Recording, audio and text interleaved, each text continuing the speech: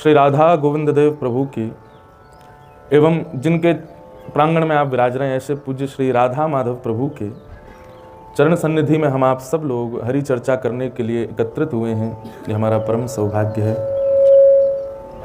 हमारे साथ यहाँ पर विराजमान समस्त विप्रवृंद, गंधर्वजन और आप सभी श्रोता भाई बंधु मातृशक्ति जो सुबह सुबह इतनी जल्दी यहाँ आ गए हैं।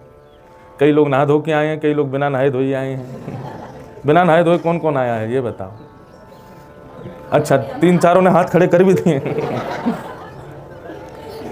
आप सब लोगों का इस अकिंचन हरि चर्चा में बहुत बहुत स्वागत, वंदन, अभिनंदन। बहुत बहुत जय श्री कृष्ण, जय सिया राम, जय श्रीमन नारायण, जय जय श्री राधे। कैमरा वाले भैया आप तुम भी बैठ जाओ और जो लोग खड़े हैं वो भी बैठ जाएं और बिल्कुल शांति से सुनेंगे तो सबको सुनाई देगा। पीछे वालों को आवाज़ आ रही है? अब थोड़ी बहुत नहीं आ रही भैया, क्या करें? कल और बड़ा स्पीकर लगाएंगे। आप लोग अकिंचन होने नहीं दोगे, यहाँ पंडाल भी लगाना पड़ेगा। अभी तो आप लोग अब ऐसे बैठ जाओ, यहाँ पे भी जो हमारे सब भाई लोग खड़े हैं सब बैठ जाओ, थोड़ा थोड़ा श्रवण करो। आप लोग इधर आ जाओ, इधर आ जाओ ताकि उनको भी दर्शन हो सके सबको। तो श्री राधा गोविंद देव प्रभु की महती कृपा से एक हर वर्ष का एक भाव था मेरा कि मैं श्री गोविंद देव प्रभु के चरणों में अकिंचन कथा का भाव रखूं, परंतु पिछले वर्ष ये कथा का क्रम नहीं हो पाया था। उससे पहले 2 बार हो चुका है। एक बार 7 दिन की सप्ताह भी हुई है यहीं बैठ के, और एक बार 4 दिन का सत्र हुआ था गोपाल के सखा, इस विषय को लेकर के। इस बार का विषय स्पष्ट नहीं था कि किस विषय पर हम बात करेंगे, तो इसलिए हमने पहले से ही हमारे लोकेश जी को बोल दिया था कि हरि चर्चा करेंगे। अब विषय वहीं बैठ के डिसाइड करेंगे कि क्या विषय लेंगे। तो इस बार का जो यहाँ का विषय हमने निश्चित किया है, जो कल से ही मन में चल रहा है, श्रीमद् भागवत का गोपियों के द्वारा गाया गया प्रथम गीत जिसका नाम है वेणु गीत। उस वेणु गीत पर हम लोग चर्चा करेंगे आगामी आज, कल और परसों। आज आप सब लोगों को जितनी आवाज़ आ रही है उसमें काम चलाओ। कल यहाँ थोड़ी और ठीक व्यवस्था देख लेंगे ताकि और व्यवस्थित हो जाए, तो उस अनुसार आप सबको यहाँ सुख मिलेगा। बंधुओं, ये अकिंचन कथा जो है ये कोविड में हमने शुरू की थी। इसका मतलब होता है अकिंचन। अकिंचन का मतलब है निष्किंचन, बिल्कुल दीन आति दीन को अकिंचन कहते हैं। सामान्य, साधारण, सरल, किसी प्रकार की कोई उचित व्यवस्थाएं या बहुत व्यवस्थाएं नहीं है। अभी यहाँ मंदम मंदम जलधारा गिर रही थी। पिछली बार कथा हुई थी तो कथा के बीच में गिर रही थी, श्रोता भीगते भीगते भी सुन रहे थे। तो ये अकिंचन कथा है। तो यहाँ जयपुर में मैं हर वर्ष का मेरा भाव है करने का, और इसी स्थान पर आप लोग इतने भाव से यहाँ पधार रहे हैं तो इसकी व्यवस्था थोड़ी और व्यवस्थित करेंगे। कल से थोड़ी आवाज़ आपको ठीक ठाक आए, और कोई ज़्यादा व्यवस्था नहीं होगी, बस यही होगी आवाज़ ठीक आए। और अगर वर्षा आदि का कोई क्रम बना तो फिर वो सामने वाला जो हॉल है वहाँ बैठ के कर लेंगे। तो ये अकिंचन कथा है। इस बार वेणु गीत का प्रसंग हमने यहाँ के लिए निश्चित किया है। बंधुओं, हमारे वृंदावन के सबसे पहले ठाकुर हैं श्री गोविंद देव प्रभु। श्री गोविंद देव जी से पूर्व गोवर्धन में प्रकट हुए श्रीनाथ जी। बाकी वृंदावन में जो सबसे पहले ठाकुर प्रकट भये वो आपके श्री जयपुर में विराजते हैं श्री गोविंद देव जी। भगवान के परपौत्र वज्रनाभ ने अपनी 16,100 माताओं को प्रसन्न करने के लिए ठाकुर जी के विग्रहों का निर्माण कराया। बहुत सावधानी से और बिल्कुल आनंद के साथ आप लोग सब श्रवण करो। हम बार बार क्षमा मांगते हैं पीछे वाले लोगों से, पर वो भी कहीं ना कहीं बैठे ही जाएं। तो अब कथा तो 7:30 तक, 7:45 तक चलेगी। आप लोग ऐसे खड़े रहेंगे तो इससे अच्छा बैठ जाएं सब लोग। बहुत भाव से सुनिएगा। तो वज्रनाभ ने 16,100 कृष्ण पटरानियों को सुख पहुंचाने के लिए, उनकी प्रसन्नता के लिए, भगवान जिस शिला पर प्रकट हुए कंस के कारागृह में, मथुरा में जिस जेल में, जिस कारागृह में भगवान का प्रादुर्भाव हुआ, उसी शिला से वज्रनाभ ने ठाकुर जी के विग्रहों का निर्माण कराया। और सबसे पहले निर्माण सांडिल्य मुनि बताते थे, ऐसा रूप है ठाकुर जी का, ऐसे उनके हाथ हैं, ऐसे उनके चरण हैं, ऐसे उनके नेत्र हैं, और वज्रनाभ निर्माण कराते थे। और उसी निर्माण के भाव से प्रथम ठाकुर जो प्रकट हुए वो थे श्री गोविंद देव प्रभु। ऐसा वर्णन आता है कि जब गोविंद देव जी का रूप प्रकट हुआ तो जितनी भी कृष्ण पटरानियां थी उन्होंने गोविंद देव जी के रूप को देखते ही घूंघट कर लिया। क्यों? बोले गोविंद देव जी के रूप को देखते ही कृष्ण पटरानियां बोली, वज्रनाभ तुम्हारे पर बाबा जो थे ना वो बिल्कुल ऐसे ही दिखते थे, उनका मुख ऐसा ही था, उनके हस्तकमल ऐसे ही थे, उनके चरण कमल ऐसे ही थे। तो ऐसे श्री गोविंद देव जी प्रथम निर्मित हुए। उसके बाद श्री मदन मोहन जी, उसके बाद श्री गोपीनाथ जी, इन तीनों का निर्माण वज्रनाभ ने कराया। परंतु फिर कालांतर में ये तीनों ठाकुर भूमिगत हो गए, अंतर्ध्यान हो गए, एक प्रकार से ब्रज की रज में ही विराजमान हो गए। तब महाप्रभु श्री चैतन्य महाप्रभु जी के अनन्य उपासक श्री रूप गोस्वामी जी एक बार महाप्रभु जी का प्रवचन सुन रहे थे और प्रवचन में यही बात महाप्रभु जी सुना रहे थे कि वज्रनाभ ने ठाकुर जी के 3 रूपों का निर्माण किया और वे तीनों रूप श्री ठाकुर जी जैसे ही दिखते हैं, परंतु इस कलिकाल में वे तीनों रूप भूमिगत हो गए हैं। वज्रनाभ ने जैसे रूप गोस्वामी जी ने जैसे ये बात सुनी, उनके मन में ये भाव आया कि ठाकुर जी अगर हम आपसे प्रार्थना करें, आपकी सेवा करें, आपको ऐसा भाव रखें कि हम आपकी खूब सेवा करेंगे, आप खूब प्रसन्नता से विराजो, तो क्या आप प्रकट नहीं होंगे? रूप गोस्वामी जी को स्वप्न में ऐसा स्वर सुनाई दिया कि आप यदि चाहोगे तो हम निश्चित प्रकट होंगे। महाप्रभु जी से आज्ञा लेकर के श्री रूप गोस्वामी जी वृंदावन पधारे। उनके साथ में सनातन गोस्वामी जी भी पधारे। सनातन गोस्वामी जी मथुरा में विराजते थे, रूप गोस्वामी वृंदावन में विराजते थे और वृंदावन में रहकर के खूब भजन किया। केवल किस भाव से कि ठाकुर जी आपके प्रत्यक्ष रूप को देखने की सामर्थ्य मुझ में नहीं है, पर आपके जैसे रूप जो वृंदावन में भूमिगत हैं उनको तो मैं देख सकता हूं ना। तो केवल उसी के लिए उन्होंने भजन किया, खूब नाम जप किया। नाम जप करते बंधुओं, एक दिन श्री रूप गोस्वामी जी इतने भाव विह्वल हो गए, इतना रुदन करने लगे और मन में विचार करने लगे, निश्चित ही मेरे भजन में कोई दुविधा है, मेरे भजन में कोई त्रुटि है, मैं इतना भी नहीं कर पा रहा कि मैं ठाकुर जी के उस अंश रूप का दर्शन कर सकूं। ये व्याकुलता जब श्री रूप गोस्वामी जी के चित्त को सताने लगी, तभी उनके चित्त में नन्हा सा एक स्वरूप, त्रिभंग लली ठाकुर जी, बड़े बड़े नेत्र, और एक विशेषता बताएं गोविंद देव जी की, गोविंद देव जी के कान ऐसे हैं आगे की तरफ, मतलब एकमात्र ऐसे ठाकुर हैं जो स्वयं सिद्ध करके बैठे कि मैं श्रोता हूं, मैं सुनवे के काजे बैठा हूं। ऐसे कान हैं उनके आगे की तरफ। अभी गौर से देखना, कभी शयन आरती में या मंगला आरती में श्री गोविंद देव जी के कान स्पष्ट दिखाई देते हैं, मानो अपने कानन को आगे करके बैठे हैं कि जो आके मुंह को कुछ अच्छा, ये आर्त सुनने के लिए नहीं बैठे। ये मत सोचियो कि अपनी दुविधा बताओ, अपनी विडंबनाएं बताओ, अपने ये सब बताओ उनको सुन, नहीं, ये तो रसिकन की वाणी सुनवे को बैठे हैं, आपको भजन सुनवे को बैठे हैं, आपके भाव सुनवे को बैठे हैं। यहाँ कितने सारे बालक ऐसे हैं जिन्होंने तीनों कथाएं सुनी है। यहाँ ये एक बैठो है और एक वो बैठी हैं, एक बालक ये है, ये बालक कहाँ है हमारे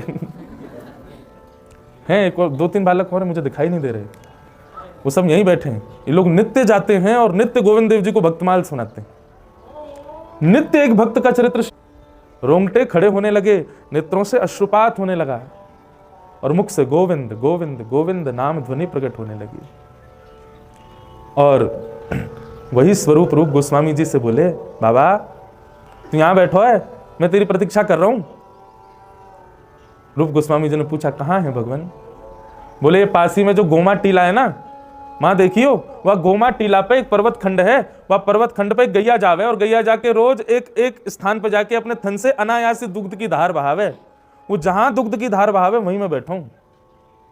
आहा, वो मोहिनी सूरत, वो सुंदर रूप देख करके श्री रूप गोस्वामी जी को पहले तो चेतना ही नहीं हुई। पहले तो मैं कहा करता हूं बंधुओं कथा में एक बात, ठाकुर जी का आपको अनुभव होगा, ठाकुर जी आपके जीवन में आएंगे तो सबसे पहली स्थिति क्या होगी कि आप अपने तन की सुध भूल जाओगे। यदि आपको इतनी सुध है कि मुझे उठना है, मुझे पान करना है, मुझे खाना है, मुझे कुछ विचार करना है, तो आप अभी ठाकुर जी से नहीं मिले। ठाकुर जी का किंचित भी अनुभव यदि होगा तो सबसे पहले आप तन शुद्ध भूल जाओगे, आपको देह शुद्ध नहीं होगी।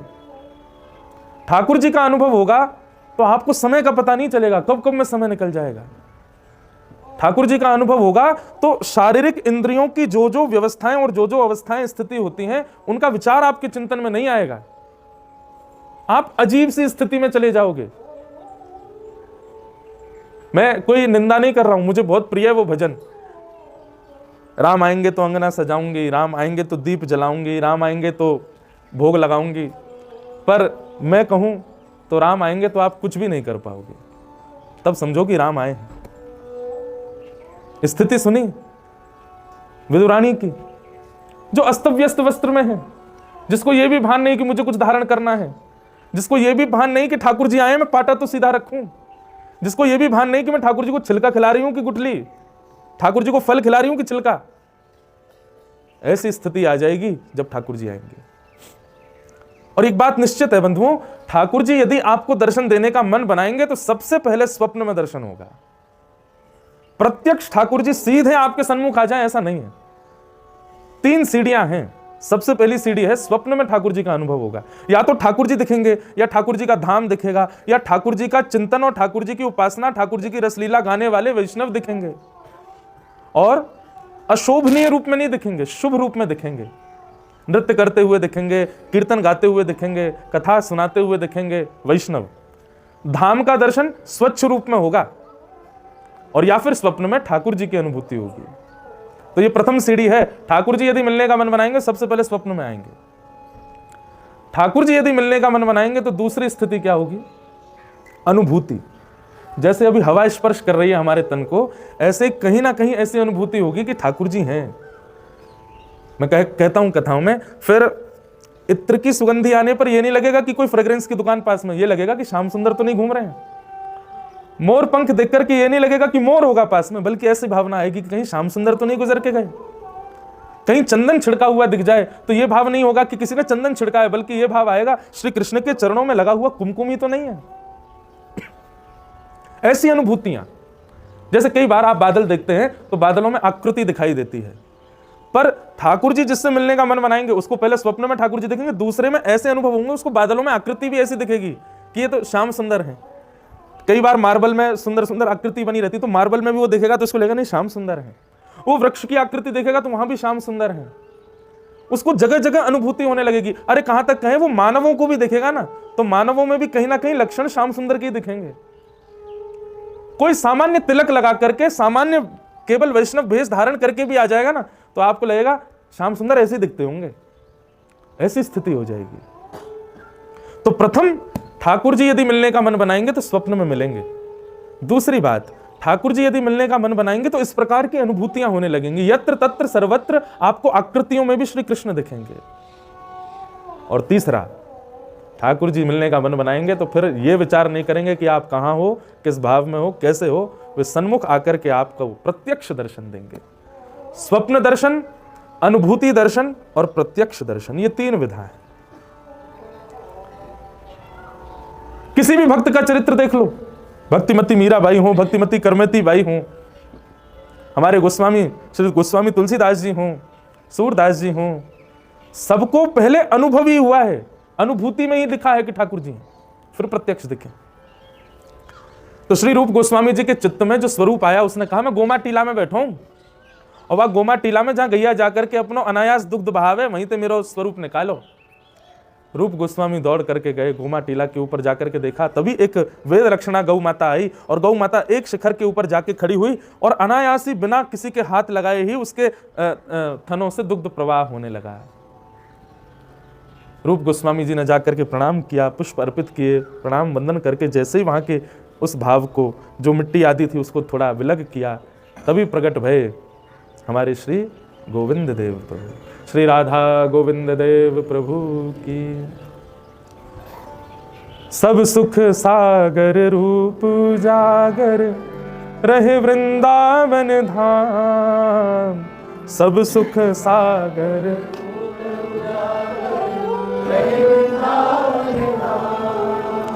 रूप गोस्वामी प्रगट कियो जहां, रूप गोस्वामी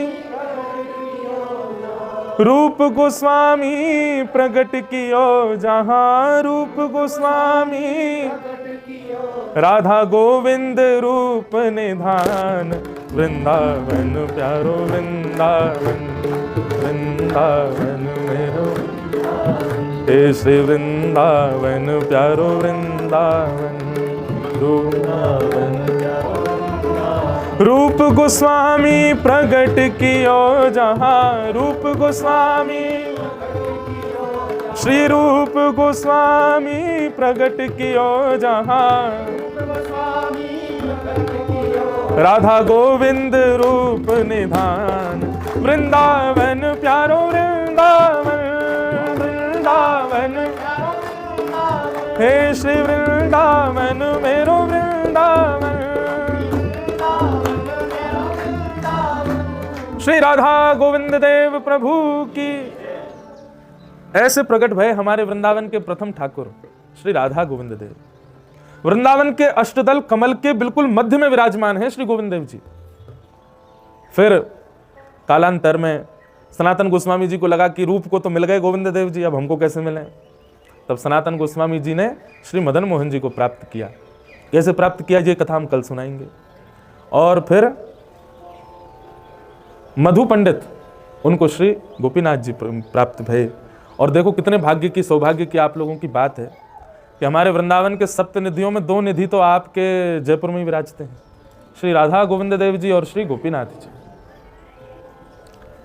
तो ऐसे श्री गोविंद देव जी वृंदावन में प्रकट हुए। फिर औरंगजेब ने जब आक्रमण करना प्रारंभ किया, इतना बड़ा मंदिर था गोविंद देव जी का कि ऊपर का दिया दिल्ली तक, आगरा तक दिखाई देता था।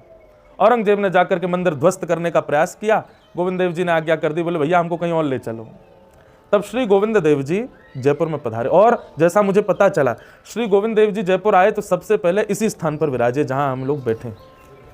ये कनक वृंदावन, ये पुराना गोविंद देव जी मंदिर, श्री गोविंद देव जी सबसे पहले यहीं पर विराजमान भये। और यहां से फिर उसके बाद अन्य कहीं विराज के फिर सिटी पैलेस में ठाकुर जी विराजमान हुए। तो ऐसे श्री गोविंद देव जी की ये पावन भूमि है जयपुर। हम तो इसको मिनी वृंदावन ही मानते हैं। यहाँ वृंदावन जैसा ही भाव आता है, बस यहाँ की थोड़ी बहुत चीज़ों को थोड़ा नज़रअंदाज कर दिया जाए। आधुनिक है, थोड़ा राजधानी है ना जब राजस्थान की, थोड़ी आधुनिकताओं को नज़रअंदाज किया जाए। देखो ये तो लंगूर बैठो वहाँ पे हैं, अभी थोड़ी देर में देखेंगे वहाँ पीछे मयूर भी मिलेंगे हैं, सामने बैठे देखो, सामने वहाँ पे मयूर बैठे। अभी तो थोड़ा पहले हम अगस्त सितंबर में करते थे कथा, तो ये हरे भरे यहाँ पर बढ़िया आनंद। देखियो भैया वो बंदर को ये मारे नहीं। तो ये देखो ऐसा ही था पुराना वृंदावन, हमारा पूर्व का वृंदावन। बिल्कुल इसीलिए मैं इसी स्थान पर ही कथा करता हूँ, क्योंकि मुझे स्थान की जो दर्शन है ना, मुझे ऐसा लगता है मैं 5000 वर्ष पूर्व के वृंदावन में पहुंच गया। ऐसा ही वृंदावन। तो ऐसे श्री हमारे राधा गोविंद देव प्रभु, उनको हम बारंबार प्रणाम करते हैं। और अब आज से प्रारंभ करते हैं। श्रीमद् भागवत में 7 गीत हैं बंधु, 7 गीत हैं। उन 7 गीतों में 4 गीत गोपियों के द्वारा गाए गए हैं। और चारों गीतों में सबसे पहला गीत जो गोपियों ने गाया, उस गीत का नाम है वेणु गीत। मुझे सबसे प्रिय गीत लगता है श्रीमद् भागवत में वेणु गीत। बहुत बार मन बदला कि कोई और विषय ले लूं, किसी और भाव पे करूं। किसी का भाव आया कि आप अष्ट सखाओं पे ही बोलो महाराज जी, किसी का भाव आया कि आप सप्त निधियों का भाव रखो, किसी का भाव अन्य आए, लेकिन पता नहीं आ रहा था कि वेणु गीत ही कहूंगा। मैंने वेणु गीत रखा था, उसके बाद आज तक प्रयास, अब यहां जयपुर में प्रयास कर रहे हैं। अच्छा, वेणु गीत क्यों कह रहे हैं, उसके पीछे कारण क्या है? ठाकुर जी के सबसे ज्यादा श्री कृष्ण के जितने भी स्वरूप हैं, उनमें कई बार श्रृंगारों में मोर पंख और मोर मुकुट का अवकाश हो सकता है। अवकाश का मतलब कई बार मोर पीछ नहीं भी धराते हैं श्रृंगार में, कई बार पीतांबरी का अवकाश हो सकता है, कई बार ठाकुर जी के श्रृंगार में काली कमली को अवकाश है सके, कई बार ठाकुर जी के श्रृंगार में मालान को अवकाश है सके। लेकिन अनादिकाल से आज तक और अनादिकाल तक ठाकुर जी के श्रृंगार में वेणु का कभी अवकाश नहीं होता। वो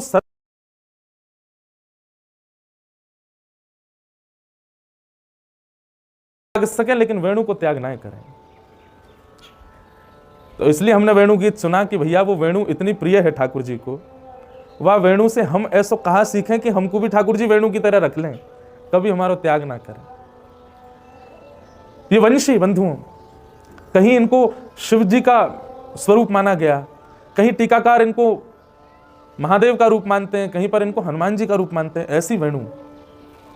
तो वेणु गीत का थोड़ा सा प्रारंभ स्थिति में आपको बता दूं।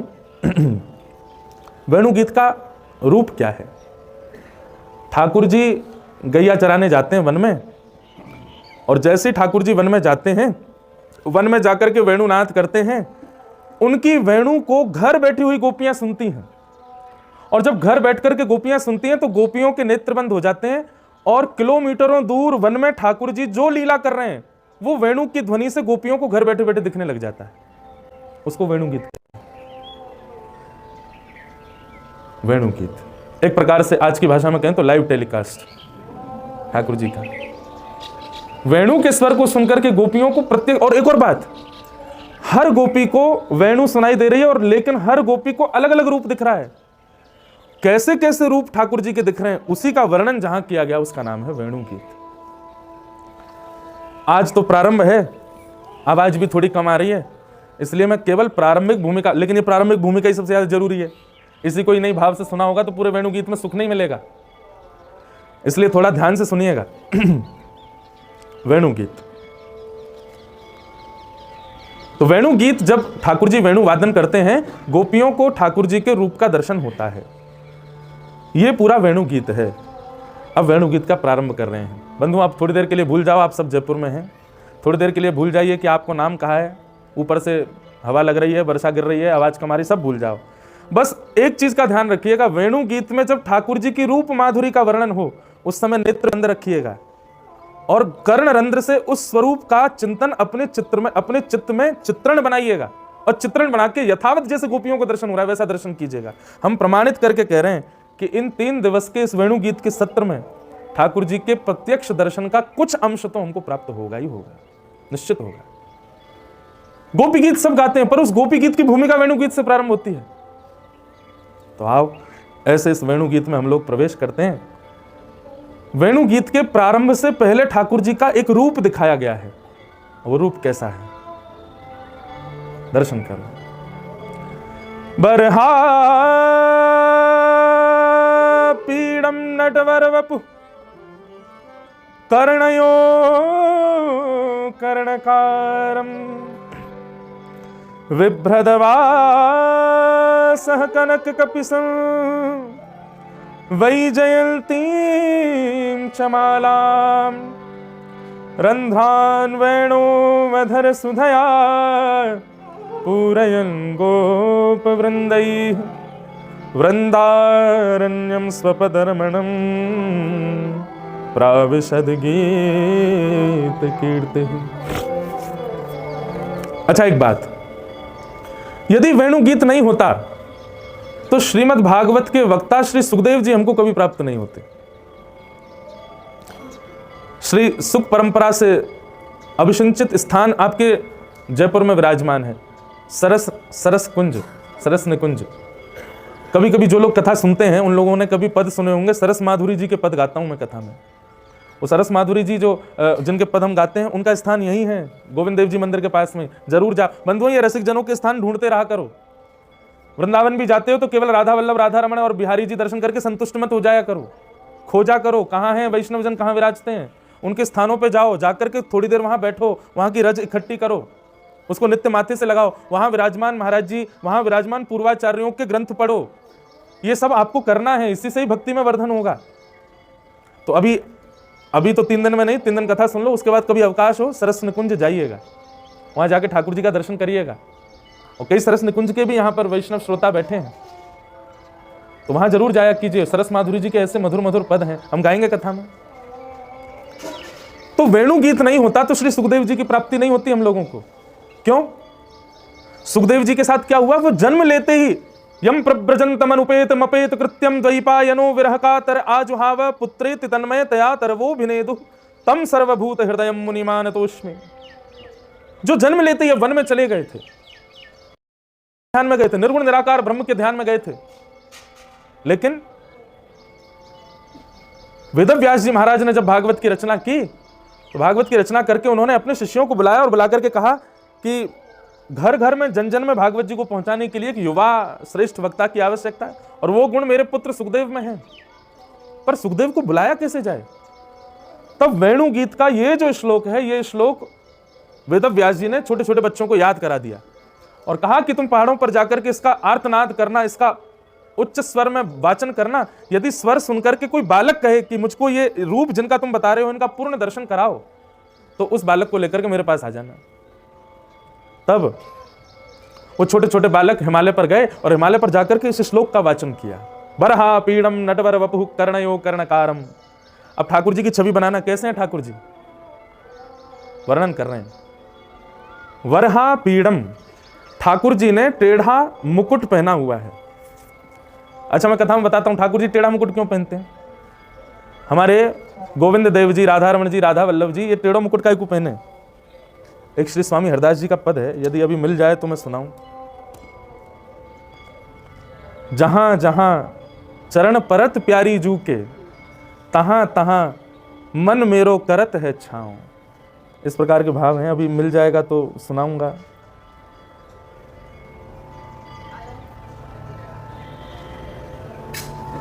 अब नहीं मिल रहा है, ये होता ही है जब हमको कोई पद गाना होता है वो उसी दिन नहीं मिलता जब गाना होता है।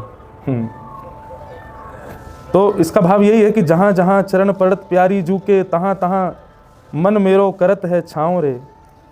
जहां जहां किशोरी जी के चरण जाते हैं, ठाकुर जी कैसे चलते हैं, सदा राधा गोविंद देव जी के तो नेत्र ऐसे ही सामने विराज रहे हैं, पर अधिकतर हमारे ठाकुर जी की श्रृंगार की प्रणाली का ऐसा भाव है, ठाकुर जी के नेत्र नीचे रहते हैं, थोड़े ऐसे रहेंगे नीचे की ओर, कटाक्ष नेत्र नीचे की ओर। श्री राधा रमण जी को देखो नीचे विराजेंगे, श्रीनाथ जी को देखो नीचे नेत्र रहते हैं। क्यों, ठाकुर जी नीचे देख क्या रहे हैं, बोले सदा ठाकुर जी किशोरी जी के साथ रमण कर रहे हैं, कुंज में लीला कर रहे हैं, तो किशोरी जी के चरण कहां कहां जा रहे हैं वह स्थान को देखते हुए ठाकुर जी चलें। दो विचार करें कि कहीं किशोरी जी के चरण किसी निष्ठुर स्थान पर ना चले जाएं, और दूसरा भाव ठाकुर जी क्या रखते हैं, जैसे किशोरी जी चरण रखती हैं, ठाकुर जी अपने मुकुट को ऐसे घुमाते हैं। वाह,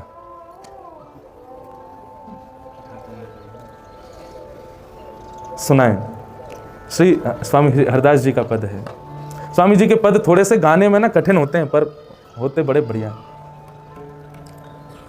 जहां जहां चरण परत प्यारी जू के, जहां जहां चरण परत प्यारी जू, जहां जहां चरण परत प्यारी जू के, जहां जहां परत प्यारी जू के, ताहा ताहा मन मेरो करत है छाँव रे।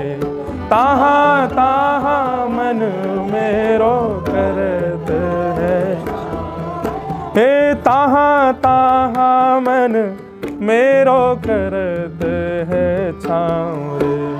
ताहा ताहा मन। ठाकुर जी क्या कह रहे हैं, बोले भैया श्री जी की सेवा में आपको जो दिख रहा है, बहुत ध्यान से सुनना। ये देखो अंतरंग, आप में से एक बात पहले ही कर दूं, ये 3 दिन का जो सत्र होने वाला है ना, ये बिल्कुल निकुंज लीलाओं का होने वाला है। इसलिए यदि कोई ये सोच के आ रहा हो कि ज्ञान वैराग्य की चर्चा होगी तो भैया क्षमा करियो, बाकी लिया बड़ी बड़ी कथाएं हैं। यहाँ पे आके ज्ञान वैराग्य ना बोलूंगा मैं, यहाँ तो निकुंज की लीला ही चलेगी। ये कुंज निकुंज है भैया, यहाँ तो श्यामा श्याम की अंतरंग लीला ही चलेंगी। तो जो रस में भीगे भय गुल्ला हैं, आप सब लोग गुल्ला हो, जो रस में भीगो भयो होगा वही रसगुल्ला बनेगा, वही को भोग लगाएंगे ठाकुर जी।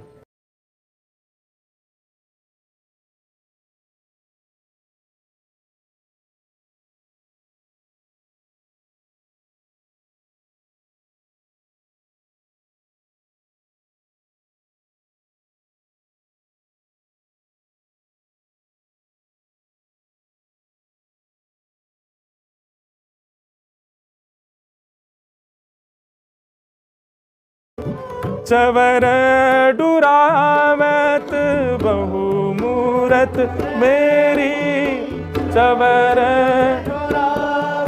ठाकुर जी कह रहे हैं मैं ही ललता बन जाता हूं, मैं ही विशाखा बन जाता हूं। किशोरी जी जब कुंज में विराजती हैं, ललता विशाखा बाहर खड़ी रहे, ठाकुर जी ललता विशाखा को बहुत रूप धारण कर लेते हैं, और ठाकुर जी ही किशोरी जी की सेवा करते हैं। बहु मूरत मेरी चवर डुरावत बहु,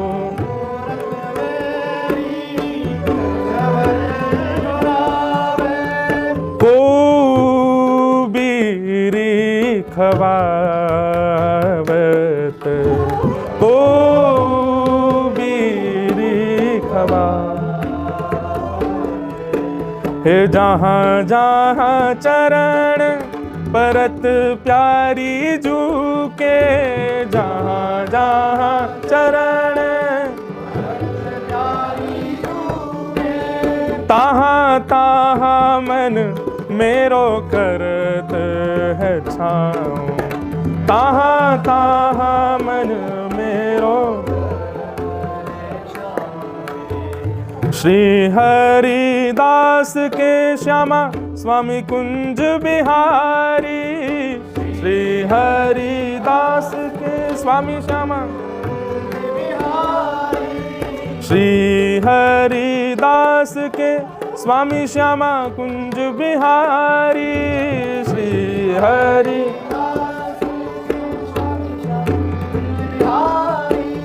भले मानवत ताये उपाय, भले मनावत दाए।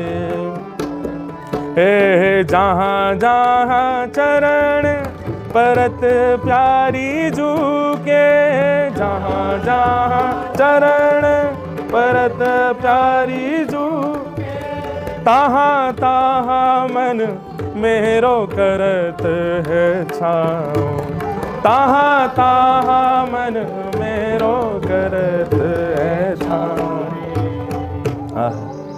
जहाँ जहाँ चरण प्यारी, जहाँ जहाँ चरण परत प्यारी जू के, तहाँ तहाँ मन मेरो करत है छाँव। तो ठाकुर जी मुकुट ऐसा क्यों पहने? ये जादना मुकुट पहने ना, वादना समझियो छतरी पहन के आए हैं, और काय के लिए? किशोरी जी के चरणन के ऊपर छांव करवे के लिए। कहीं ये उष्ण सूर्य को ताप श्री जी के चरणन को कष्ट नहीं दे। बंधु, निकुंज लीला में वर्णन आता है कि एक बार ललिता विशाखा दोनों सेवा कर रहे हैं और स्वामिनी जी अष्टदल कमल के ऊपर पौड़ी हुई हैं। इतने में ठाकुर जी आ गए, और जैसे ठाकुर जी आए तो ललिता जी बोली, कहाँ है? आवाज करते आ रहे हो, नूपुर ने बजाते आ रहे हो, श्री जी उठ जाएंगी हमारी। तो ठाकुर जी अचक अचक समझते हैं, अचक मतलब धीरे धीरे चल के आने लगे। आके ललिता जी से बोले, मोए भी सेवा करन दो श्री जी की। ललिता जी बोली, बात मत करो, चुपचाप खड़े रहो यहाँ पे। ठाकुर जी बोले, मैं सेवा ही तो मांग रहा हूँ, रोक काई को रही हो मुझको? बोले, आप देखो श्री जी के चरण देखो, लाल पड़ गए ना। बोले, हाँ। आप बोल रहे हो, आपके मुख की उष्णता, आपके मुख से निकलने वाली गर्मी से देखो श्री जी के चरण लाल पड़ गए। तो लाल जी अपना सिर पकड़ के बैठ गए, मैं इतनी दूर से बोल रहा हूँ, मेरे मुख की उष्णता श्री जी के चरण को लग रही है, ऐसी श्री जी के मैं चरण कैसे दबाऊंगा? ठाकुर जी बोले, मेरे हाथ तो बड़े कठोर हैं, मैं तो सेवा ना कर सकूं। ललिता बोली कि विचार करो, यदि सेवा करनी हो तो ऐसे करियो कि हमारी श्री जी की कोमल अंग को शोभ नहीं हो। तो वहां भी एक पद आता, मैं पद ढूंढ में जाऊंगा तो आधा घंटा लगेगा, हमारे केवल भावी सुना रहा हूं। ठाकुर जी, उस पद में वर्णन आता है कि ठाकुर जी कैसे चरण दबा रहे हैं। देखो, ये लीला, ये सुख कहाँ बड़ी बड़ी कथान में मिला है? पंडाल की कथान में मिला है? ये केवल यहीं मिला है। बोलो राधा गोविंद देव प्रभु की। ऐसा लग रहा हो कि यहीं श्यामा श्याम लीला कर रहे होंगे। देखो, देखियो, 3 दिना में ध्यान रखियो, पीछे कहीं दिखे पीताम्बरी सी झलक सी दिख जाएगी पीछे, यहीं डोल रहे होंगे ठाकुर जी। तो पद का भाव क्या है कि ठाकुर जी मन में विचार करें, मैं कैसे सेवा करूं माड़। सो ठाकुर जी अपने एक एक अंग को स्पर्श करके देखें, सब जगह ठाकुर जी को अपनी हड्डी को स्पर्श है। ठाकुर जी के ना, ये तो कठोर है, ये वो कठोर है, क्या करें? सब जगह स्पर्श करते करते ठाकुर जी ने यहां छुआ, सो गदमदरा से गाल ठाकुर जी के। ठाकुर जी बोले, हाँ जे कोमल है। सो श्री जी के चरणन को ठाकुर जी अपने गाल से दबा रहे हैं। ऐसा भाव हमारी निकुंज लीला में भाव वर्णन करें। ऐसा प्रत्यक्ष नहीं लिखा पद में कि ठाकुर जी गाल से चरण दबा रहे हैं। भाव ऐसा है कि श्री जी की ठोड़ी, श्री जी की एड़ी ठाकुर जी की ठोड़ी को स्पर्श कर रही है, और श्री जी को जो अंगूठा वो ठाकुर जी के माथे को स्पर्श कर रहा है। ऐसे ठाकुर जी सेवा कर रहे हैं। तो कैसे कर रहे हैं? ऐसे दबा रहे हैं, अपने गालन से दबा रहे हैं। एक कहीं कथा थी मेरी, वहां एक लाली, वहां ने ये चित्र भी बनाया, मेरे पास रखो घर में आज भी। उसने ऐसा चित्र बनाया कि अष्टदल कमल पे श्री जी पौड़ी, ललिता विशाखा चवर लेकर खड़ी हैं और ठाकुर जी अपने गालन से ऐसे चरण दबा रहे हैं श्री जी की। तो भैया ये तो मुकुट यही मारे पहने कि श्री जी के चरणन में छांव बनी रहे। तो बरहा पीड़म नटवर वपु, ठाकुर जी मोर मुकुट पहनते हैं, टेढ़ा पहनते हैं। क्यों? इसलिए पहनते हैं टेढ़ा और आगे झुका हुआ पहनते हैं, ताकि सूर्य की किरणों को उसमें समेट लें, श्री जी के चरणन में क्षोभ नहीं हो। बरहा पीड़म नटवर वपु, ठाकुर जी का वपु कहते हैं शरीर को। ठाकुर जी का अंग कैसा है? तो कहते हैं नटवर। नटवर का मतलब क्या होता है? स्टेज परफॉर्मेंस करने वाले जो आकर्षण कर लेते हैं उनको कहते हैं नट। और ठाकुर जी कौन है? बोले नटवर। उन नटों को भी जो आकर्षित करे वो नटवर। नटवर वपु। ठाकुर जी का अंग कैसा है? बोले नटवर जैसा है। बरहा पीड़म नटवर वपु, छवि बनाना अपने चित्त में। कर्णयोः कर्णकारम, यहां गोपियां कहती हैं ठाकुर जी के कान तो दो ही हैं, पर कुंडल ठाकुर जी ने एक ही पहनो। काय को पहनो है? पुष्प को कुंडल पहनो है। जैसे पुष्प तोड़ के ठाकुर जी ने अपने यहां कानन के ऊपर यहां लगा रखो है। इतने में श्रीदामा मधुमंगल बोले लाला, अब या उंगली को पकड़ के मधुमंगल चले या उंगली को पकड़ के श्रीदामा चले। तो जा तरफ पुष्प है वो ही सखा इतरावे, मेरी तरफ पुष्प कर रखो है, मुझे ज्यादा प्रेम करे लाला। सो दूसरी तरफ श्रीदामा के लाला देगी मधुमंगल बहुत इतरा रहे हो, तो या पुष्प को निकाल के यहां लगा, हमारी तरफ लगा। सो ठाकुर जी कर्णयोः कर्णकारम, दो कान हैं पर कुंडल एक ही है पुष्प का, तो ठाकुर जी ऐसे निकालते हैं और दूसरे कान में धारण करते हैं। हमारे पूज्य नाना जी पंडित श्री कृष्णलाल शास्त्री जी, वो तो इतना सुंदर वर्णन करते थे। वो कहते बोले लाल जी ऐसे पुष्प निकाल के यूं ना पहने तो रजनीकांत स्टाइल है। कैसे? यूं निकालें पुष्प और यूं उछालें आकाश में और यूं कान करें वो आके यहीं पे गिरे। कर्णयोः कर्णकार, आहा बरहा पीड़म नटवर वपु कर्णयोः कर्णकारम। और जा तरफ पुष्प गिरे ना कानन में आके, वह तरफ के सखा, वह तरफ खड़े भाई बछड़ा बछिया, वे इतने आनंदित हो जाएं कि उनके नेत्रन से प्रेमाश्रु गिर जाए। कर्णयोः कर्णकारम, आहा विभ्रदवासः कनक कपिसम। ठाकुर जी पीतांबरी पहनते हैं, हमने जो पहनी है इसको कहते हैं श्वेतांबर।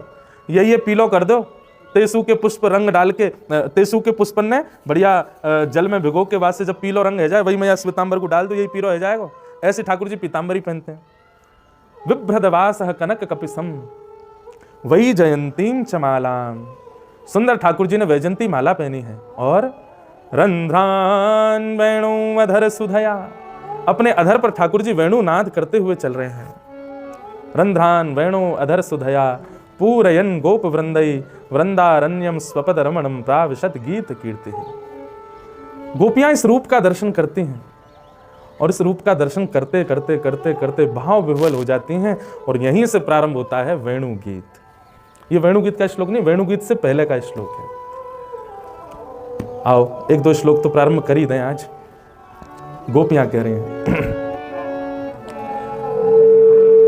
अक्षणवतां फलमिदं न परं विदाम सख्य प्रसूननु विवेशयतोर्वयस्यै वक्त्रं व्रजे ससुतयोरनुवेणुजुष्टं यैर्वा निपीतमनुरक्तकटाक्षमोक्षम्।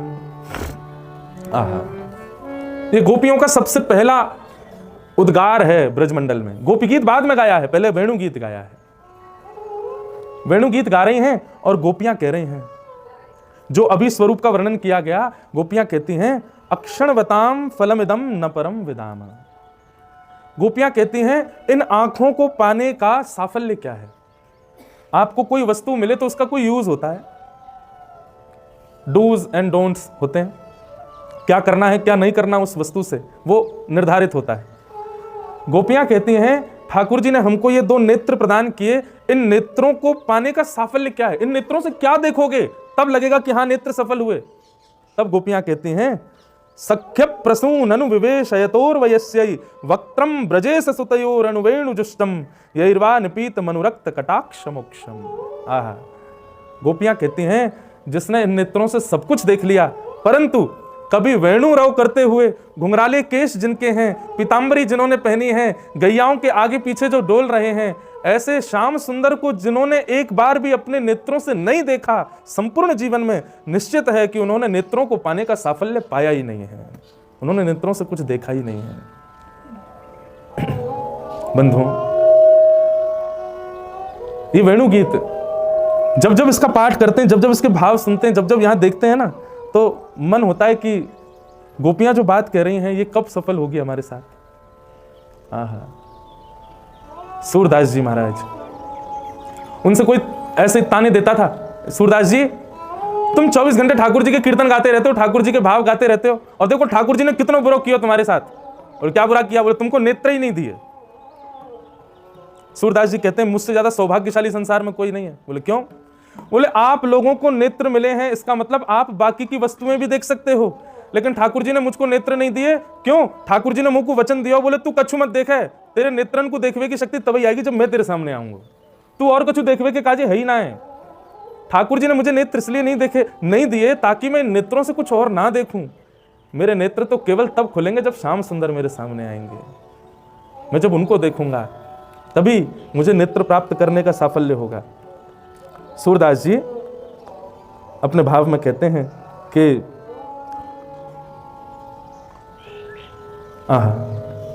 रहो नहीं न ठौर मन में, रहो नाही न ठौर मन में, नंद नंदन आछत कैसे, नंद नंदन आछत कैसे, आनिए उर और मन में, रहो ना हीन ठौर।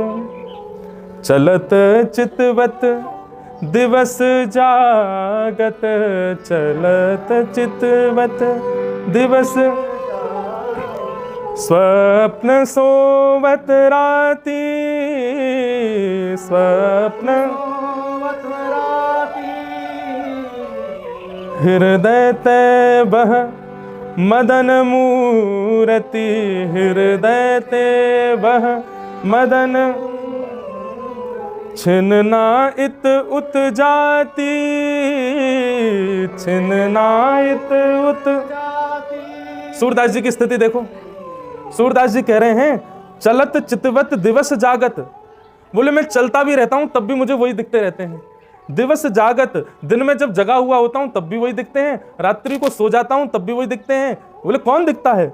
बोले हृदय ते वह मदन मूर्ति, छिन्न इत उत जाति।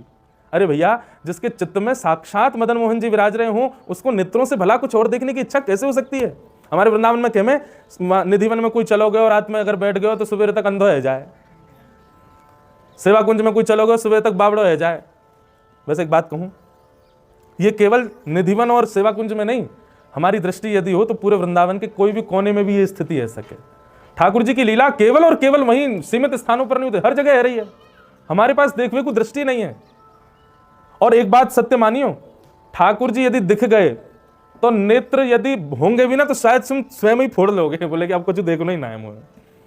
शायद ठाकुर जी दिख जाएं कभी तो मन में ऐसी इच्छा होगी, हे ठाकुर जी अब आंधरो ही बना दो मुंह को, अब यह संसार को नहीं देखनो। जिन नैनन में पी बसे दूजा ना ही समाए, जिन नेत्रन में एक बार ठाकुर जी बस गए उन नेत्रन से अब और कुछ देखने की इच्छा नहीं होगी। एक बात याद रखियो बंधु, आप भजन करते हो, आप नित्य मंदिर जाते हो, कथा सुनते हो, नित्य ठाकुर जी का कीर्तन करते हो, पर फिर भी अन्यत्र भावों में आपकी रुचि बढ़ रही है, इसका मतलब अभी ठाकुर जी के स्वीकारीकरण से कोसों दूर हो। क्योंकि अन्यत्र रुचि जाने का मतलब यही है कि अभी ठाकुर जी ने स्वीकार किया नहीं है। कई लोग होते हैं, उनको मैं देखता हूं, वो भक्ति भाव में जब आते हैं तभी वैष्णव रहते हैं, जैसे ही इतर को गए तुरंत अपने वैष्णव भेष, वैष्णव भाव सबका त्याग करते, तुरंत संसारी बन जाते हैं। वही जो सुबह तिलक आदि में दिख रहे हैं, वही फटी जींस में डोल रहे हैं, फिर बाद में हैं वो क्लब में भी जा रहे हैं, पार्टी में भी जा रहे हैं, कुछ खा पी थोड़ी रहे महाराज जी, बस जा ही तो रहे हैं। अरे कहीं तुम्हारा चित्त जा भी कैसे रहे है? गिरधर छवि पे अट क्यों मेरो मन, गिरधर छवि पे अट क्यों, गिरधर छवि पे अट क्यों मेरो मन, गिरधर ललित त्रिभंगी चाल पे चल के, ललित त्रिभंगी ललित त्रिभंगी चाल पे चल के,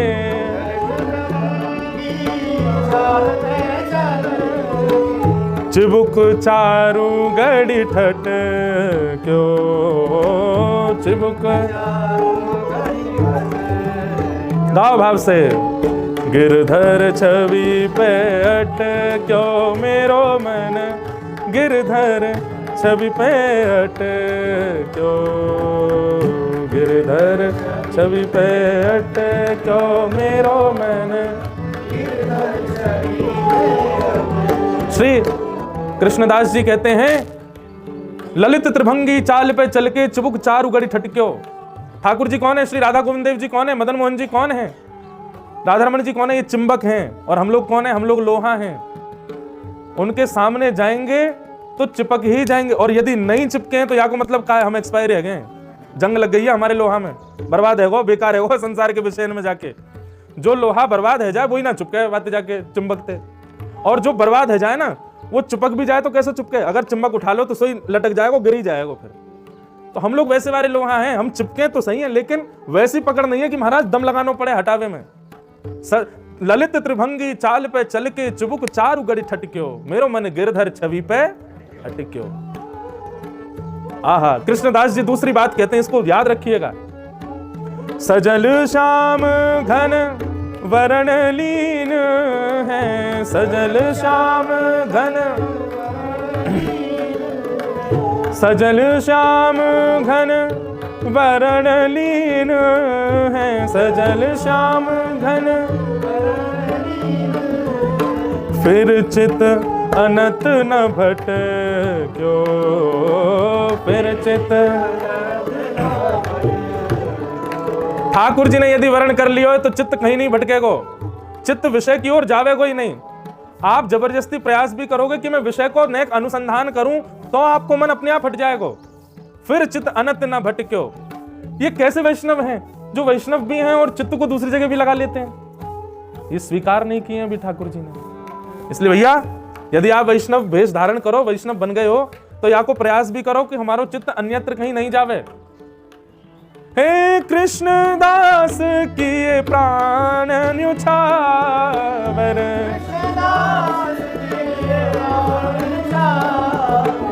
कृष्ण दास किए प्राण न्युछावर, यह तन जग सिर पट क्यों, यह तन जग सिर पट, गिरधर छवि पे अटक्यो मेरो मन, गिरधर छवि पे अटक्यो, गिरधर छवि पे अटक्यो मेरो मन, गिरधर, हाँ गिरधर छवि पे अटक्यो मेरो मन, गिरधर छवि पे अटक्यो, गिरधर छवि पे अटक्यो।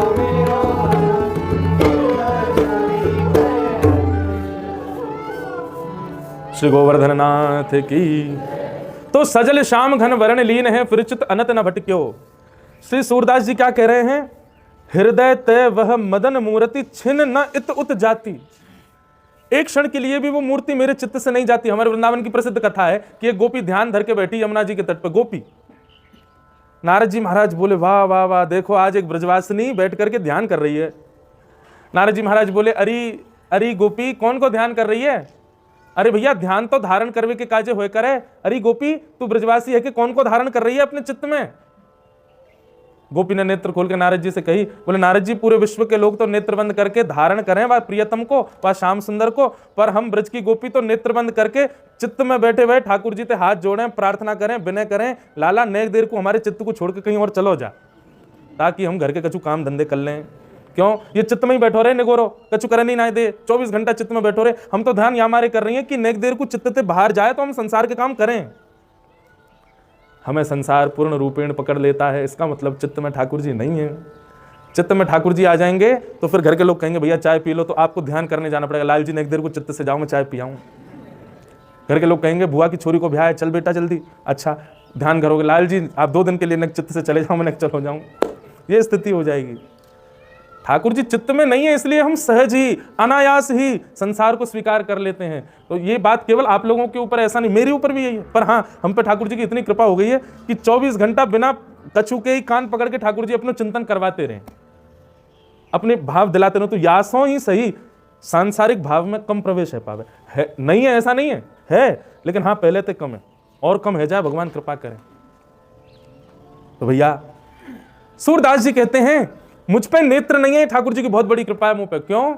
क्योंकि मेरे नेत्र इसलिए नहीं है ताकि कहीं संसार की कोई आसक्ति मेरे नेत्रों में बैठ करके कहीं अपनी ओर आसक्त ना कर ले। मेरे नेत्रों की जो ऊर्जा है, मेरे नेत्रों में जो प्रेम है, मेरे नेत्रों में जो भाव है, वो केवल और केवल प्रियतम के लिए हैं। वो जब मेरे सामने प्रकट होंगे उनको मैं देखूं, केवल इसके लिए ठाकुर जी ने मुझे अंधा बनाया है। दो भाव हैं, या तो ठाकुर जी दिख जाएंगे तो दिखवे के बाद आंधळे रह जाओगे, और या ठाकुर जी को देखवे को मन होगा तो पहले तो आंधळे रह जाओगे। अब ना देख लो मुझे, अब तो श्याम सुंदर को ही देखना है बस। दर्शन को नैना तपे, वचन सुनन को कान, मिलवे को हियरा तपे, हिय के जीवन प्राण, गोवर्धनवासी सांवरे तुम बिन रहो न जाए। तो गोपियां कह रही हैं, ऐसे ठाकुर जी को जिन्होंने नहीं देखा उन्होंने अपने नेत्रों को पाने का कोई साफल्य नहीं पाया है। कैसे श्याम सुंदर? जो वेणु का वादन कर रहे हैं, अक्षणवताम फलमिदम न परम विदाम। बंधुओं, कल रात्रि हम आए भैया के यहाँ, तो मैं पता है 3 बजे सोया सवेरे।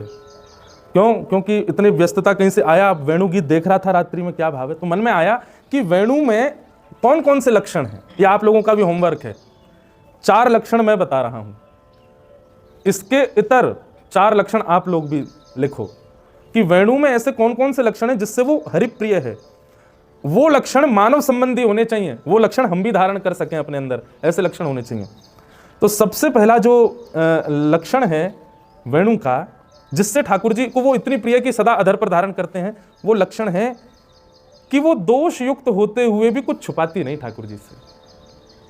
वेणु का दोष क्या है? वंशी में दोष क्या है? छिद्र दोष है। ये छिद्र क्या है? काम, क्रोध, लोभ, मोह आदि आदि ये जो सांसारिक दोष हैं, इन्हीं कोई छिद्र, ये हमारे अंदर भी ऐसे छिद्र हैं, पर हम क्या करते हैं? हम उन छिद्रों को छुपाते हैं, छिद्रों को बंद करते हैं। पर वेणु का गुण क्या है? वो दोष युक्त होते हुए भी ठाकुर जी के आगे सब प्रकट कर देती है। नाथ, मैं पोली हूं, मुझ में छिद्र हैं, मैं दोष युक्त हूं। और हम लोग कैसे हैं? हम ठाकुर जी के सामने गुणयुक्त बन के जाते हैं। अंदर तो विषय भर रहा है, अंदर तो मन में आ रहा है कि बाहर जाकर के जल्दी से कपड़े बदल के पार्टी में जाना है, और भीतर ठाकुर जी के सामने जाने के लिए बढ़िया धोती बगलबंदी पहन के तिलक लगा लगा के जा रहे हैं। दोष है, संसार चाहिए, पर ठाकुर जी के सामने अपने रूप को बदल करके जा रहे हैं। इसलिए हम वेणु नहीं बन सकते। वेणु का स्वरूप क्या है? जैसी है अपने दोषों को छुपाती नहीं, प्रकट करके ठाकुर जी के आगे जाती है। लिखते जाइएगा ये गुण हमारे अंदर होने चाहिए, तभी ठाकुर जी अधर पर विराजमान करेंगे। पहला गुण, दोष युक्त होते हुए भी सब प्रकार से ठाकुर जी के सामने प्रकट कर देती, कोई छुपाव नहीं करती, किसी भी प्रकार का लाग लपेट नहीं है वेणु के अंदर। जैसी हूं ऐसी ही हूं, आप स्वीकार करो। अच्छा हूं या बुरा हूं, जैसा भी हूं तुम्हारा अच्छा हूं या बुरा, सब लोग गाओ। जैसा भी हूं तुम्हारा, ठुकराओ ना मुझे अब चरणों में सर झुकाऊं, ठुकराओ ना मुझे अब चरणों में सर झुकाऊं। हे प्रभु मुझे बता दो चरणों में कैसे आऊं, हे प्रभु मुझे बता। एक ना, अब ये भी भाव बदल गया इसको गाते गाते। लगभग कथाओं में यही बताया जाता है चरणों में कैसे आए, पर ये 3 दिन का जो सत्र है ना, ये तो इसके लिए कि हम अधरों को कैसे पाएं। हे ठाकुर जी, हम कब वेणु बनेंगे आपकी? हमको कब वो अधरामृत प्राप्त होगा? हे प्रभु मुझे बताओ अधरों को कैसे पाऊं। तो उसी के लिए सत्र है ये 3 दिन का, कि ठाकुर जी के हम इतने प्रिय बन जाएं कि वंशी की तरह हमें कभी छोड़े ही नहीं। तो पहला गुण, वाह भैया, कौन दे रहा है? अच्छा, तो कहाँ था मैं? हाँ, तो पहला गुण क्या है वेणु का? वो दोष युक्त होते हुए भी ठाकुर जी के सामने प्रकट कर देती है, अपने उन दोषों को कभी छुपाती नहीं है। दूसरा गुण क्या है वेणु का? सहनशीलता, बहुत सहन करती है। वेणु जब बनाई जाती है तब कितना सहन करती है? छीली जाती है, उससे पहले बांस के रूप में होती है, 6 ऋतुओं को सहन करती है, आदि आदि सब भावों को सहन करने के बाद तब वेणु का निर्माण होता है, मतलब सहनशीलता। यदि कोई भक्त ये सोचे कि वो सुखद जीवन जी के भगवत प्राप्ति कर लेगा तो ऐसा कभी नहीं हो सकता। जाने सहयो है वही ने पायो है ठाकुर जी को, जाने कभी सहयो नहीं है। कई लोग आते हैं, कई बालक आते हैं, अपने मित्रों की शिकायत लेके आते हैं, अपने परिवारी जनों की शिकायत लेके आते हैं कि उनकी वजह से हम भक्ति नहीं कर पाते, उनकी वजह से ऐसे भाव आते हैं। अरे जब तक सहेंगे नहीं तब तक भगवत प्राप्ति होगी ही नहीं। सहना आवश्यक है भक्ति में। तो भक्ति वेणु का दूसरा गुण क्या है, उसने सहा बहुत है। और एक बात बताएं, जो बहुत सहेगा वो उतना ही सन्निकट जाएगा ठाकुर जी के, जाने सहो ही नहीं है वो ठाकुर जी के उतने नेक दूरी बनेगो, तो नेक सहना तो पड़ेगा। तो वेणु का पहला लक्षण है वो दोषयुक्त होते हुए भी ठाकुर जी के सामने सब प्रकट कर देती है। दूसरा लक्षण है सहनशीलता। और तीसरा लक्षण क्या है वेणु का, पूर्ण अधीन।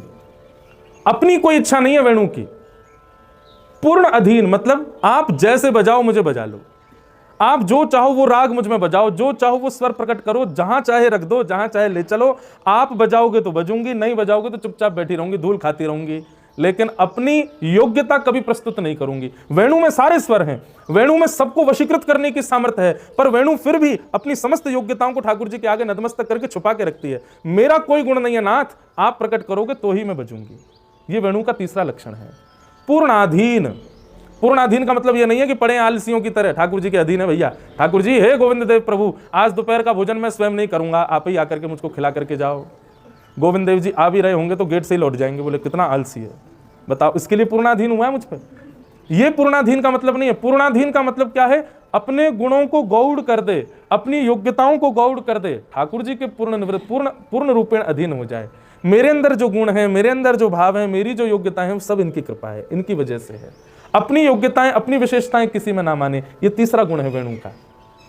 तो पहला गुण दोषयुक्त होते हुए भी सब प्रकट कर देती है, तीसरा गुण सहनशील है, तीसरा गुण पूर्णाधीन है, और चौथा गुण बिचौलिया। वेणु कौन है, बिचौलिया।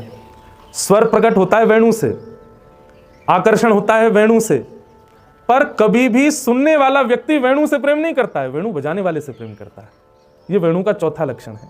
मतलब ये एक प्रकार से हमारे लिए, वक्ताओं के लिए, कि हमारा काम ये नहीं होना चाहिए कि भाई सब हमसे आकर्षित हो जाओ, हमारे पीछे पड़ जाओ, हमारे संग लगे रहो। नहीं, हम तो वेणु हैं, बजा तो श्याम सुंदर रहे हैं, आपको उनकी ओर आसक्त होना है। और यही भाव आपके लिए है। कब, देखो ये दूसरे यजमान प्रकट हो गए हमारी कथा के। प्रथम यजमान अंधेरे में श्री चंद्रमा हैं, प्रथम आरती वो करते हैं, दूसरी आरती इनको करनी है तो 10-15 मिनट पहले ही आ गए हैं, तो बस अब करेंगे आरती। तो क्या बता रहा था मैं, चौथा लक्षण क्या है वेणु का, बिचौलिया।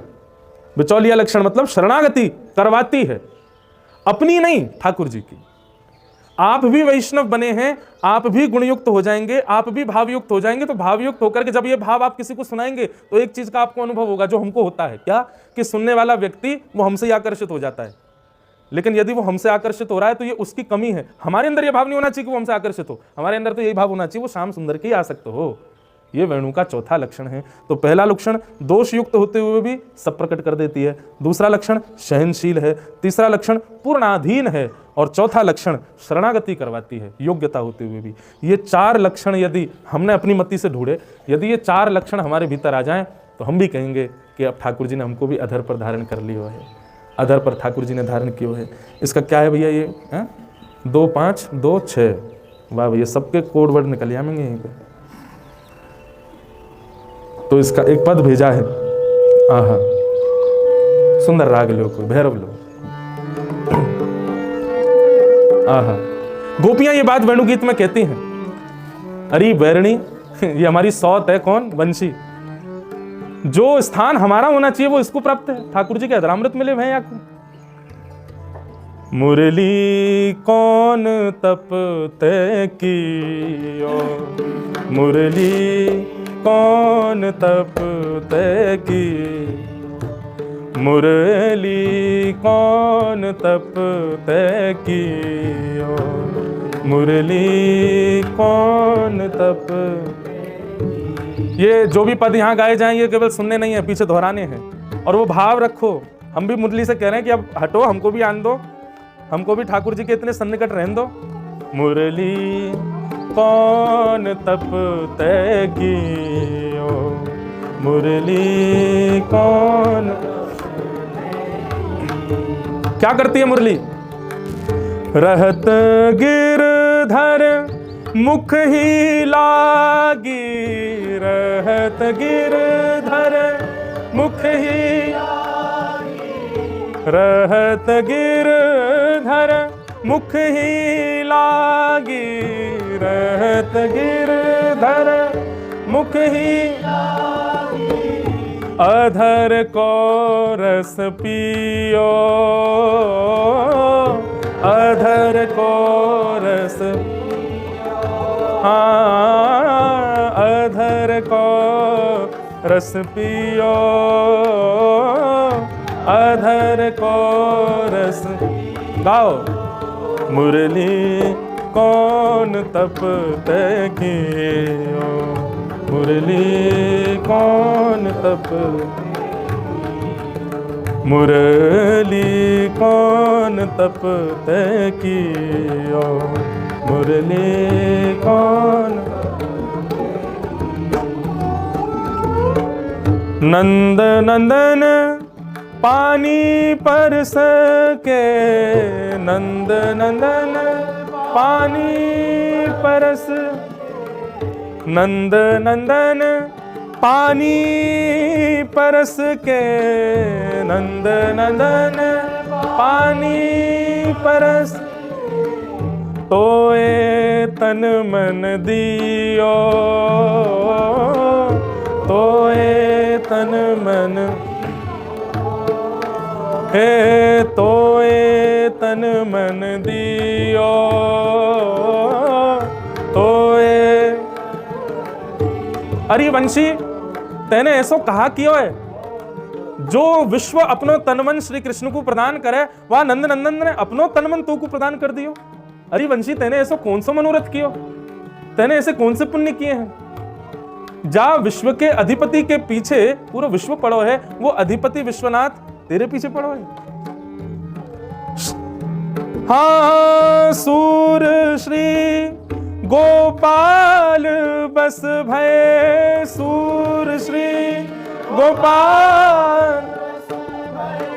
सूर श्री गोपाल बस भय, सूर श्री गोपाल बस भय, जगत में यश लियो, जगत, जाको यश पूरे जगत में है, वो तेरे वश में है। जगत वश कर लियो, जगत, मुरली कौन तप तय कियो, मुरली कौन तप तय कियो, मुरली कौन तप तय कियो, मुरली कौन तप तय कियो। रहत गिरधर मुख ही लागी, रहत गिरधर मुख ही, अधर को रस पियो, अधर को रस पियो, नंद नंदन पानी परस के, नंद नंदन पानी, मतलब नंद नंदन को जिसने पूर्ण रूपेण पा लिया, नंद नंदन पानी परस के, नंद नंदन पानी, तोए तन मन दियो, तोए तन मन, सूर श्री गोपाल बस भय, सूर श्री गोपाल, जगत में जस लियो, जगत में, जिन्होंने पूरे विश्व में यश पाया, वो गोपाल जी तने अपने वश में कर लिए। अरे वंशी, तने ऐसे कौन से पुण्य किए हैं। कौन तप तय कियो, मुरली कौन तप। गोपियां कह रही हैं, अक्षणवतां फलमिदं न परम विदाम, सख्य प्रसूननु विवेशयतोर्वयस्यै, वक्त्रं ब्रजेश सुतयोरनुवेणुजुष्टं, यैवान पीतमनुरक्त कटाक्ष मोक्षम। गोपियां कहती हैं, आज ही एक संकल्प धारण कर लीजिए। क्या? कि नेत्र हमको प्राप्त हैं, अब इन नेत्रों का एक ही, अब हमारा जप तप नियम सब एक ही चीज के लिए। क्या? कि इन नेत्रों को प्राण त्यागने से पहले इन नेत्रों से हमको शामा शाम देखने हैं। इन नेत्रों से हमको साक्षात श्री गोविंद के दर्शन करने हैं। ये आज ही संकल्प ले लीजिए, इसी के लिए ही जप है, इसी के लिए ही व्रत है, इसी के लिए ही नियम है, इसी के लिए ही सब कुछ करना है। बंधुओं, जीवन में आने वाले सुख दुख हम अपने कर्मों से प्राप्त कर सकते हैं। उन कर्मों को सुदृढ़ बनाने के लिए जब तक नियमों की आवश्यकता नहीं है।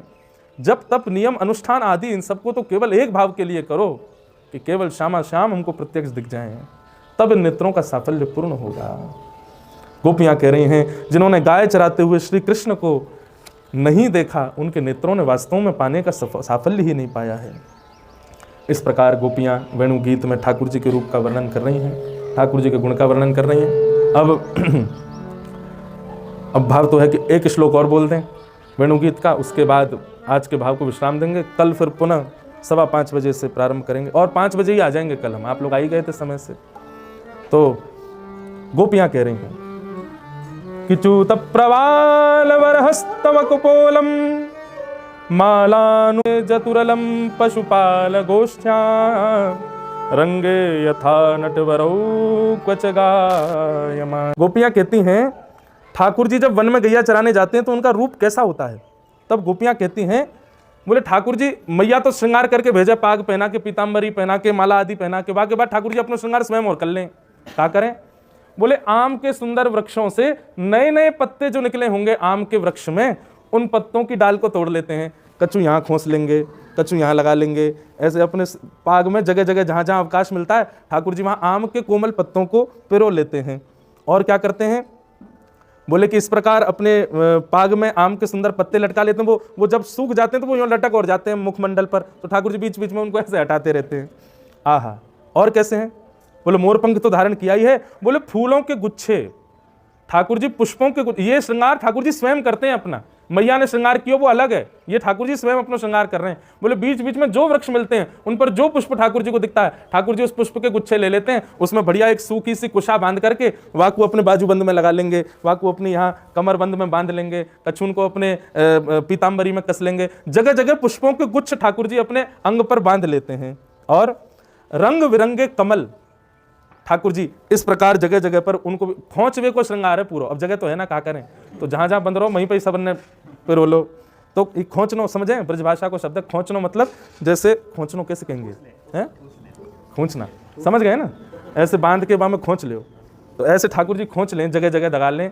और महाराज कहीं तो कमल निकल रहा है, कहीं तो फूलन के गुच्छा निकल रहे हैं, कहीं पर पत्ता बंध रहे हैं, लटक रहे हैं मुखमंडल पर, अलग ही श्रृंगार है ठाकुर जी को। तो गोपियां कहती हैं, देखो तो सही सखियों। अच्छा, घर में बैठी हैं गोपियां, घर में बैठ के देख रही हैं कैसे रंग बिरंगे कमलों को लाला ने जगह जगह खोंच रखो है, अपने बाजूबंद में लगा रखे हैं, कड़ूलान में धर रखे हैं। और यूं भी नहीं, एक आध कमल यदि गिर भी जावे तो जैसे ही गिरे वाकू पीछे चल रहे सबरे सखा आदि ये खोंचले में उठाए उठाए करके, अरे लाला की प्रसादी भैया, या कुछ स्वीकार करो।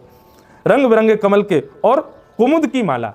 कुमुद की माला, एक कमल जैसा कुमुद होता है, उसके पतले पतले रूप होते हैं कुमुद, उसकी ठाकुर जी माला पहन लेते हैं, गले में धारण करते हैं। और कैसी माला पहनते हैं? ये छोटी माला मुझको पहना दी है, इतनी छोटी नहीं, ऐसी पहने कि ठाकुर जी चलें तो पामन से ठोकर मारते हुए चलें वहाँ पे। हाँ, ऐसे चलेंगे ठाकुर जी, ऐसी सुंदर माला पहन लें। और सांवरे श्री कृष्ण हैं, उन्होंने पीताम्बरी पहन रखी है। गौर वर्ण के बलराम जी हैं, उन्होंने लीलांबरी पहन रखी है। और फिर क्या कर रहे हैं? बोले ऐसे अपना पूर्ण श्रृंगार करके, जगह जगह पुष्पन को खोंच करके और आम की पत्तन को सिर पाग पर बांध के आदि आदि ये सब करके पूरे पुष्पन से भर गए, वनमाली ठाकुर जी बन गए। अब वनमाली बन करके जैसे आप लोग बैठे हैं ऐसे सब ग्वाल बाल बैठे हैं, और ठाकुर जी कूद करके सबरे ग्वालान के बीच में बैठ जामे, और बैठ करके महाराज अपने एक कान पे हाथ धर के भुजा उठा करके ठाकुर जी मधुर संगीत गामे, उनके बीच में बैठ करके पदावली गा रहे हैं, कभी कोई रसिया गा रहे हैं, कभी कोई भाव गा रहे हैं, और वाद्यिका बज रहे हैं। बोले एक दूसरे की सिरई बजा रहे हैं, एक दूसरे के पेट को ही बजा रहे हैं, ऐसे ही हाथ में से जो स्वर निकाले वाली वस्तु मिल जाए, जैसे घड़ा आदि हैं उनको ही बजावे लग रहे हैं। और ठाकुर जी मधुर संगीत से सबरे ग्वाल बालन के बीच बैठ करके मधुर गायन कर रहे हैं। ऐसे नटवर समान आकर्षण वाले, अरे सखी मेरो तो मन घर में लगा ही ना रहे हो, मेरा तो मन कर रहा हो या श्याम सुंदर के पास पहुंच जाऊं और जाए करके या के मधुर स्वर को सुन लूं। बंधु, स्वर की बात आई, एक कथा मैंने यही सुनाई थी पिछली बार, क्या कि एक बार गोविंद दास जी, अष्ट सखाओं में एक सखा गोविंद दास गुसाई विठलनाथ जी को पद सुना रहे थे, और सुनाते सुनाते बीच बीच में गाते गाते रुक जाएं और ऐसे ही बोले, ए नेक ढंगते का लाला, नेक अच्छे ते स्वर लगा, ऐसे ना गायो करें, देख बेसरो काई को हेरो अच्छे ते का। तो सामने बैठे गुसाई जी बोले, ए गोविंदा, ये तुम बीच बीच में किसको टोकते हो? तो गोविंदास जी बोले, गुसाई जी तुम्हारो लाला बैठो है और मेरे पीछे पीछे हाथ लगा के कान पर गा रहा हो प्रेम से। गोविंददास जी को गुसाई विठलनाथ जी को ठाकुर जी नहीं दिख रहे थे। गुसाई जी के नेत्रों में आंसू आ गए तो गोविंदास जी से बोले, गोविंदा मुझको ये मत बता, ठाकुर जी तक कह मत कि वो मेरे सामने प्रकट हो, बस तू सुन एक बात बता, ठाकुर जी को स्वर कैसे है, ठाकुर जी गामे कैसे हैं, ठाकुर जी की बोली कैसी है, नहीं बता तो सही उनके स्वर कैसे हैं, वो गामे कैसे हैं। ये बात सुनते ही गोविंददास जी के नेत्र सजल हो गए और श्री गोविंददास जी बोले मैं कहाँ वर्णन करूं, जाको वर्णन है जाए समझो वो वस्तु सामान्य थी और जाको वर्णन ना है सके समझो वो असामान्य थी। अरे गुसाई जी मेरे पास शब्द नहीं है लाला के स्वर को बखान करवे को, इतनो सुंदर गामे, इतनो मधुर गामे, लाल जी इतनो मीठो गामे, मैं कहाँ बताऊं। लेकिन गुसाई जी बोले, तने लेकिन क्यों कही, कहा भयो। बोले लाल जी तो बहुत मधुर गामे, पर लाल जी से भी मधुर हमारी श्यामा जू गामे, हमारी लाडली जू गामे, हमारी श्री जी गामे, हमारी किशोरी जी गामे, उनके स्वर के आगे तो लाला भी फीको सा लगे, श्री जी के स्वर ज्यादा सुंदर हैं। तो गोपियां कह रही हैं, कैसे हैं ठाकुर जी, मध्य विरे जतुरलम पशुपाल गोष्ठ्याम रंगे यथा नटवरो क्वच गायमानो। ठाकुर जी अपने कान पर हाथ रख के ग्वाल बालों के बीच में बैठ करके नटवर बन करके सुंदर अपना श्रृंगार करके बीच में मधुर मधुर स्वर लगा रहे हैं, बीच बीच में पत्ता आ जाए उनको उठाए करके किनारे कर दें और ठाकुर जी को ऐसा मधुर संगीत चल रहे है। इतने सुंदर ठाकुर जी, उनके रूप को देख करके गोपियां आसक्त हो रही हैं। चांद सा सलोना मुख लटे घूंघरारी हैं, भौएं हैं कटीली आंखें तिरछी कटारे हैं, होया के मधुर रसीले वचन हो मेरा या पे अटक गया मन। राधा रमण मेरो राधा रमण रे, राधा रमण मेरो राधा रमण।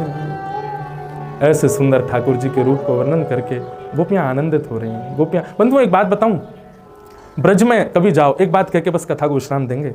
ब्रज में कभी जाओ और यदि कोई गौ पालक गौ चराते भाई आपको ग्वारिया दिख जाए ना, तो एक बार मेरे कहते को प्रणाम जरूर करियो।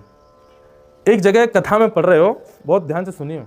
नंदगाम में एक बाबा रहते और वे बाबा नंदगाम में रहते और मधुकरी मांग करके वहीं भिक्षाटन करके रहते। उन बाबा को नियमों जो भिक्षा लेके आते ना बाबा में पाते, वही समय एक कुत्ता उनके पास आ जाता, बाबा बाकू भी मधुकरी पवा देते, थोड़ा सा भाव जो बचता बाकू दे देते। उनको लगती भैया ब्रज को कुत्ता है जो कोई संत ही होगा, मधुकरी को या को भी अधिकार है, तो बाबा नित्य पवाते। एक दिन बाबा कहीं चले गए, वहां 2 दिन लग गए, 2 दिन तक बाबा आए नहीं। 2 दिन बाद जब बाबा लौट करके आए तो रात में रोने की आवाज सुनाई दी। बाबा उठ करके बैठ गए, भैया कौन रो रहा है। कुटिया के बाहर झांक के देखा तो एक प्रेत था। वो प्रेत बोला, बोले महाराज जी आपकी झूठन और ब्रजवासियों की घर की मधुकरी, इसको पाकर के मैं अपनी योनि से निवृत्त हो रहा था, परंतु 2 दिन तक आप यहाँ रहे नहीं और मुझे मधुकरी प्राप्त भई नहीं, मैं तो फिर से प्रेत योनि में ही रह गया। मतलब वो कुत्ता कोई और नहीं था, वो एक प्रेत था जो उसके रूप में नित्य आता था और आकर के वो मधुकरी प्रसाद ले रहा था निवृत्त होने के लिए अपनी योनि से।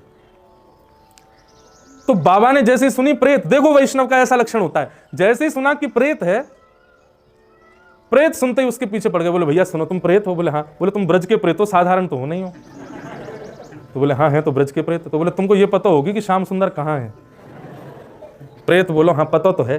तो तुमने दर्शन किए। बोले इतनी योग्यता कहाँ महाराज जी, प्रेत हैं तो प्रेतों को इतना तो पता होता है कि देव कहाँ घूम रहे हैं। बाबा चरणन में गिर गए, बोले मैं तेरी मुक्ति की जिम्मेवारी मैं ले रहा हूँ, तो मुक्त करा दूंगा, तू बस इतना बता दे श्याम सुंदर कहाँ है। तेरे पाँव हाथ जोड़ूं भैया, तू मुझको बता दे श्याम सुंदर कहाँ है। तब वो प्रेत बोले बाबा ये नंदगाम तक एक दूर जाओगे ना, मैं बता रहा हूँ ठीक है सुन लियो। बोले हाँ बता दे भैया। बोले नंदगाम तक एक दूर जाओगे ना तो वहाँ शाम के समय कछु ग्वारिया गैया चरा के लौटे। बोले हाँ। तो बोले उन ग्वारियान के झुंड में एक नेक 100 बालक और चले पीछे पीछे। बोले हम भाई। तो बोले बाबा वही के पाँव पकड़ लियो, वही ठाकुर जी हैं, वही ठाकुर जी। बाबा ने कही तेरी मुक्ति की जिम्मेवारी मैं ले रहा हूँ, तू यहीं डट जा मैं अभी आऊँ। और बाबा गए, शाम को समय भयो, महाराज झाड़ी में छुप के बैठ गए। इतने में गैयान को झुंड आयो और गैया जा रही और गैयान के पीछे बड़े बड़े महाराज सिर पर पाग वाग बांध करके ग्वारिया जा रहे। इतने में ही नेक सीसी गैया बछिया जा रही और उन बछियान के बीच में गद मदरासो नेक 100 एक सांवरो सो लाला। उन गैयान ने हाँकते हुए चल लो।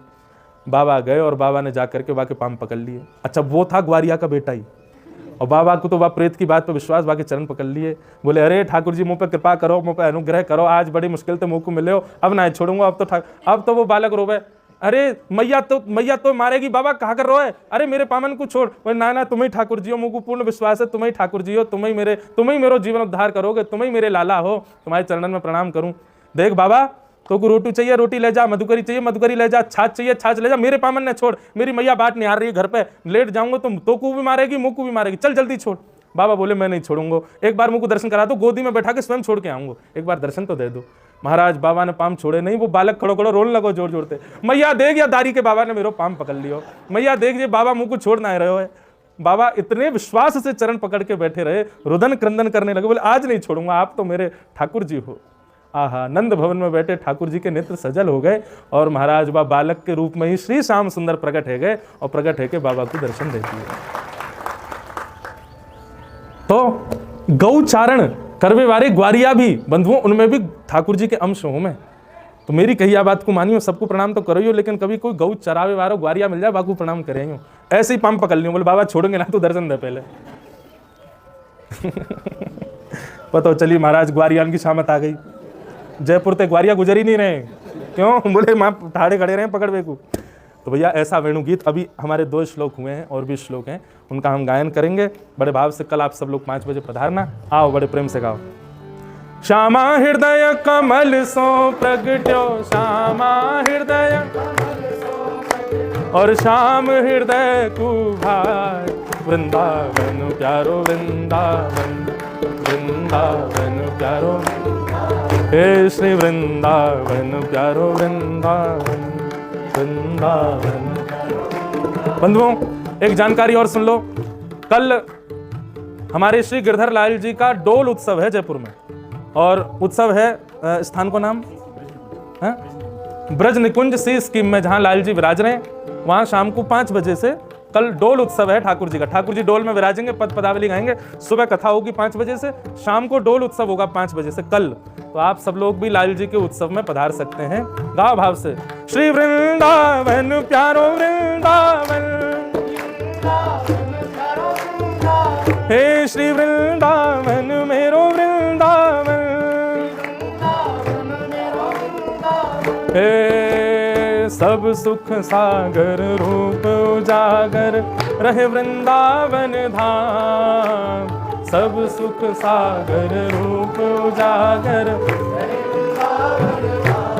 हे रूप गोस्वामी प्रगट कियो जहाँ, रूप गोस्वामी श्री रूप गोस्वामी प्रगट कियो जहाँ, रूप गोस्वामी जय हो, राधा गोविंद रूप निधान, वृंदावन प्यारो वृंदावन, वृंदावन हे श्री वृंदावन मेरो वृंदावन,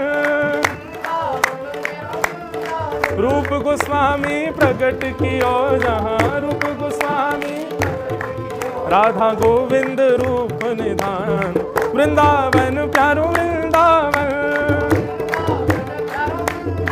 हे श्री वृंदावन मेरो वृंदावन,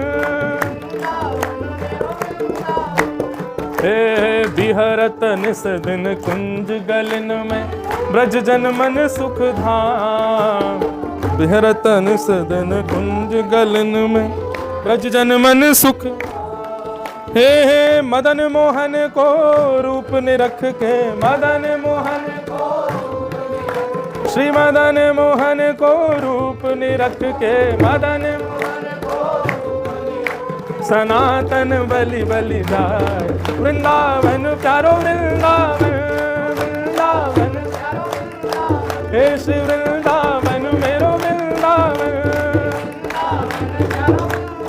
मदन मोहन को रूप निरख के, मदन मोहन को सनातन बलि बलिदान, वृंदावन प्यारो वृंदावन, हे श्री वृंदावन मेरो वृंदावन, हे गोपी ग्वाल सब ही और धारे, प्यारो गोपीनाथ, गोपी ग्वाल सब हियोर धारे। हाँ प्यारो प्यारो गोपीनाथ प्यारो, हे बड़ो प्यारो गोपीनाथ बड़ो। हे मधु पंडित जिन कंठ लगायो, मधु पंडित श्री मधु पंडित जिन कंठ लगायो। और है रही जय जयकार वृंदावन प्यारो वृंदावन। हे श्री वृंदावन मेरो वृंदावन। मधु पंडित जिन कंठ लगायो, मधु पंडित जहाँ है रही जय जयकार वृंदावन प्यारो वृंदावन।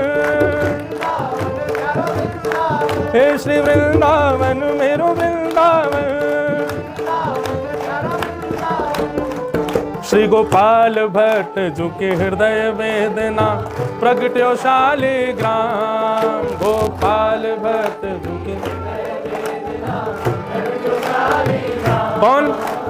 रूप सुधा को खान हमारो, रूप सुधा को, हे रूप सुधा को खान हमारो, रूप सुधा कहो। श्री राधा रमण दुलार वृंदावन प्यारो वृंदावन।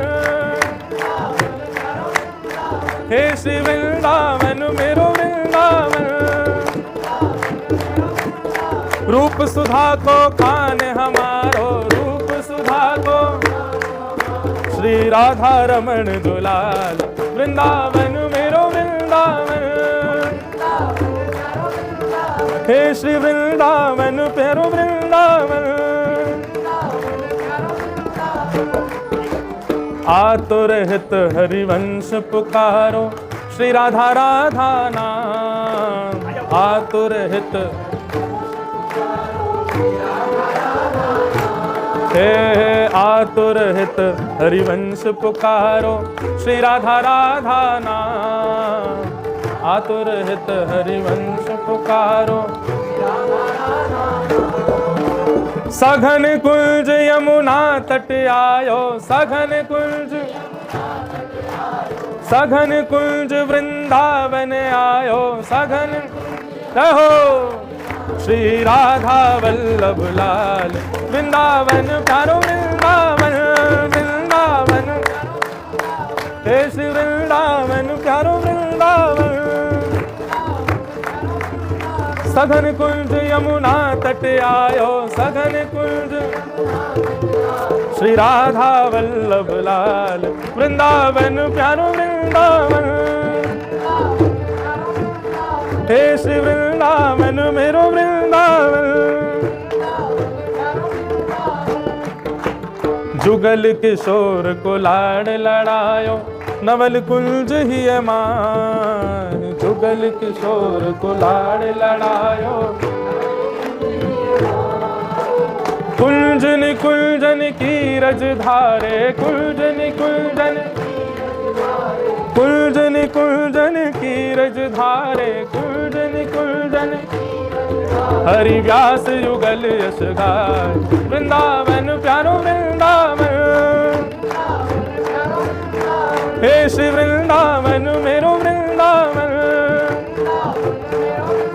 कुंजन कुंजन की रज धारे, कुंजन कुंजन जहाँ व्यास युगल यश गाय वृंदावन प्यारो वृंदावन। हे श्री वृंदावन मेरो वृंदावन। भुवन चतुर्दश की सुंदरता निधिवन करत बिहार।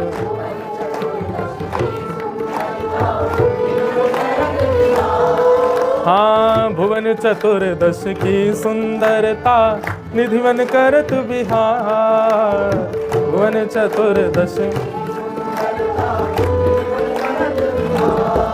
हे श्यामा प्यारी बांके बिहारी, श्यामा प्यारी, श्यामा प्यारी कुंज बिहारी, श्यामा प्यारी। और जय जय श्री हरिदास।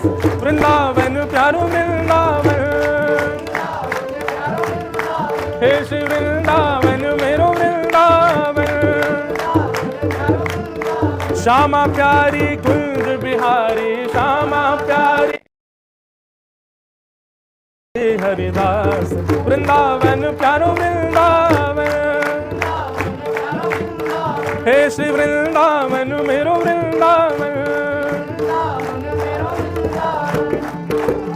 जिनकी कृपा से यह रस प्रगटो वृंदावन अभिराम। जिनकी कृपा से यह रस प्रगटो वृंदावन अभिराम। हाँ प्यारो वृंदावन अभिराम, प्यारो वृंदावन, हे प्यारो वृंदावन अभिराम, प्यारो। सप्त निधिन को ही उजियारो, सप्त निधिन को, सप्त निधिन को ही उजियारो, सप्त निधिन को ही उजियारो। और यह आनंद करवावे वारो, यह आनंद करवावे वारो। और हम सबको मिलवावे वारो, हम सबको मिलवावे। जय हो हमारो गिरधर लाल। वृंदावन प्यारो वृंदावन, हे श्री वृंदावन मेरो वृंदावन। हम सबको मिलवावे वारो, हम सबको मिलवावे। और यह आनंद करवावे वारो, यह आनंद हमारो गिरधर लाल। वृंदावन प्यारो वृंदावन, हे श्री वृंदावन मेरो वृंदावन। राधे गोविंद भजो राधे गोविंदा, जयपुर में राज करे राधे गोविंदा। जय राधे राधे राधे राधे राधे गोविंदा, जय राधे राधे राधे राधे राधे गोविंदा। जय राधे गोविंद भजो राधे गोविंदा, जय राधे गोविंद भजो राधे गोविंदा। जय राधे राधे राधे राधे राधे गोविंदा, जय राधे राधे राधे राधे राधे गोविंदा। जय राधे गोविंद भजो राधे गोविंदा, जय राधे गोविंद भजो राधे गोविंदा। जय राधे गोविंद भजो राधे गोविंदा। जय जय श्री राधे, जय जय श्री राधे, जय जय श्री राधे। बोल वृंदावन बिहारी लाल की, श्री राधा रमण लाल की, श्री राधा वल्लभ लाल की, श्री राधा गोविंद देव की, श्री राधा गोपीनाथ की, श्री श्री राधा माधव की। पूछ री के लौटा की खूब खूब प्यारे। बंधुओं, कल सुबह फिर मिलेंगे 5 बजे और कल शाम को मिलेंगे फिर 5 बजे सी स्कीम के कौन सा ब्रज निकुंज में। आप सब लोग खूब भाव से पधारो। सबको बहुत बहुत कल माइक और बढ़िया लग जाएगा, आप सबको आवाज आए। सबको जय श्री कृष्ण, जय सिया राम, जय श्रीमन नारायण, जय जय श्री राधे, जय हो। आरती अति पावन पुराण के, आरती अति पावन धर्म भक्ति विज्ञान खान की।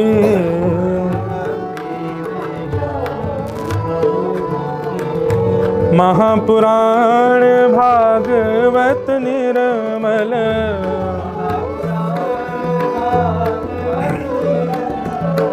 सुखमुख विगलित निगम कल्प फल।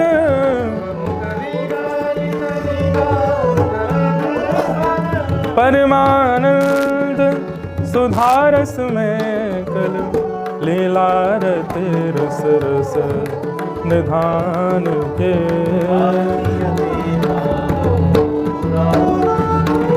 विषय विलास विमोह विनाशनी,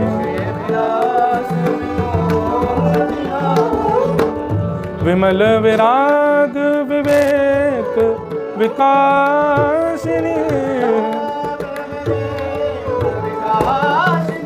भगवत तत्व रहस्य प्रकाशन, परम ज्योति परमात्म ज्ञान के आरती अति पावन। परमहंस मुनि मन उल्लासिनी, परमहंस रसिक हृदय रस रास विलासिनी,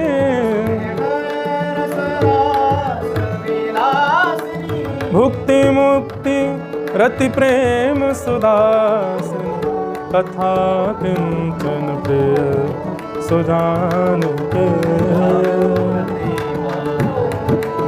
ओ धर्म भक्ति विज्ञान खान के आरती अति आरती अति आरती अति। पावन पुराण